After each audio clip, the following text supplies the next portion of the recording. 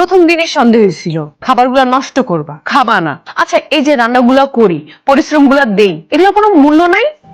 কি মনে করো এগুলা না খেলে তুমি সুস্থ হবা? প্রথম দিনই উচিত ছিল ঠেসে ধরে খাওয়াই দেওয়া। এরকম কি? হ্যাঁ, তুমি কি মনে করো তোমাকে এইভাবে দেখলে আমি ভয় পাবো? একটা থাপ্পড় দিয়ে তোমার এরকম করা ছুটাই দিব। ধরো, খাও খাও।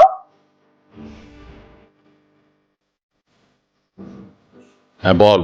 চাচা, আমার বোন কান্দতেছে কেন?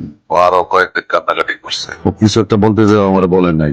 সত্যি করে বলো তো চাচা, কি হয়েছে?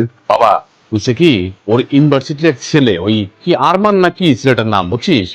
কয়েকদিন যাবত ওই ছেলেটা খুব ডিস্টার্ব করতেছিল। তারপর আমি ওরে বলছি যে তুই চিন্তা করিস না, আমি ইউনিভার্সিটি যেয়ে ওই ছেলের সাথে কথা বলবো, কিন্তু ও আমার যেতে দেয় না। আমার বোন ডিস্টার্ব করতেছে। ও জানে না ও কোন পরিবারের মানুষকে ডিস্টার্ব করতেছে। বাবা শোন, একটু শান্ত হ, বুঝছিস? ব্যাপারটা আমি দেখতেছি। আমি আগামীকালই ইউনিভার্সিটিতে যাইয়া টিচারের সাথে কথা বলতেছি, আর ওই ছেলেকে আমি বুঝিয়ে বলবো। তুই এর ভিতরে না বলিস না বাবা, আমাকে দেখতে দে ব্যাপারটা। চাচা, তোমার কিচ্ছু দেখতে হইব না, যা দেখার আমি দেখতেছি। আর কয়টা দিন রেস্ট করলে হতো না? ইউনিভার্সিটি আসাই লাগলো। এমন তো না যে খুব পড়াশোনা করো, করো তো জ্ঞানজাম। তো আর কয়টা দিন পরে করতা। আমারও সেটাই মনে হয়েছিল, কয়টা দিন পরে আসি। পরে আবার মনে হলো ইউনিভার্সিটি আমাকে মিস করে।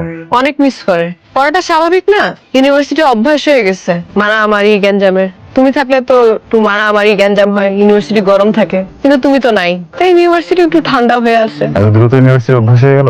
ইউনিভার্সিটি এমনই, সহজে কিছু করে না, কিন্তু যখন করে তখন খুব বাড়াবাড়ি করে ফেলে। মিস্টার আরমান, আপনি যে খুব ভালো একটা মানুষ তা না, খুব যে সুবিধার তাও না, কিন্তু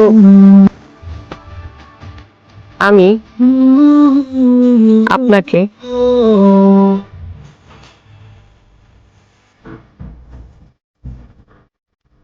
কি করতেছো ভাইয়া? ও কিচ্ছু করে না, ও ভালো একটা ছেলে ভাইয়া, প্লিজ কি করতেছো?